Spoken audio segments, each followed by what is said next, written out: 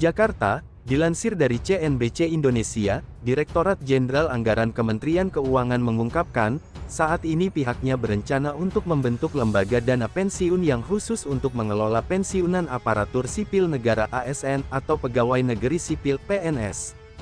Dirjen Anggaran Isa Rahmatawarta menjelaskan setelah terbentuknya dana pensiun tersebut, nantinya iuran gaji PNS yang selama ini dikelola PT Taspen Persero akan dipindahkan ke lembaga tersebut.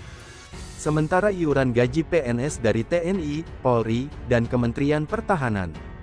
Kendati demikian, Isa belum bisa memastikan kapan realisasi pembentukan lembaga dana pensiunan ini terwujud.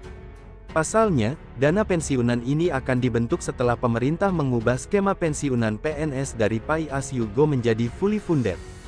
Sementara saat ini, perhitungan pensiunan PNS dengan skema fully funded masih terus dibicarakan dan dibahas oleh pemerintah dan otoritas terkait. Siapa yang mengelola dana pensiun ini nantinya, kata Isa juga masih terus didiskusikan.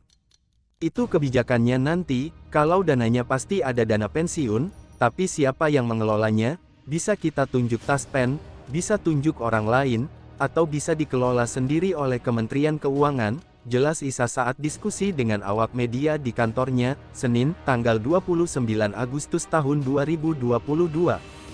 Kalau sudah dibentuk maka potongan iuran yang selama ini terkumpul dan dikelola Taspen, ya harus dijadikan satu dikumpulkan ke sini.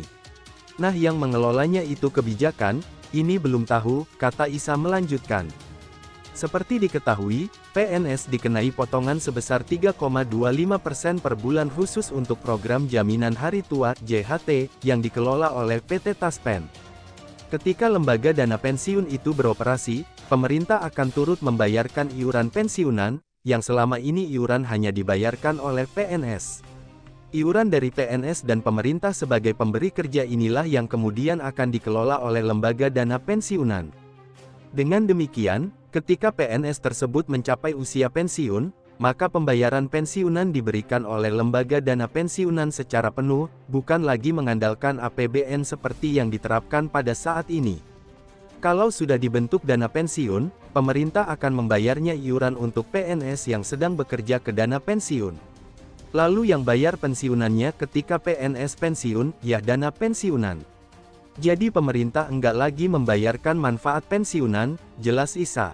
Isa menambahkan, lembaga dana pensiun itu kemungkinan besar hanya akan mengelola iuran PNS yang ada di PT Taspen, sementara iuran dari gaji TNI Polri yang selama ini dikelola oleh PT Asabri tidak.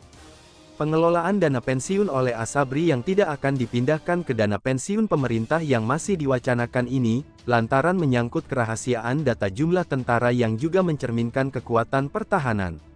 Isa bilang, umumnya di banyak negara, pengelolaan dana pensiunan tentara berbeda dengan pegawai pemerintahan.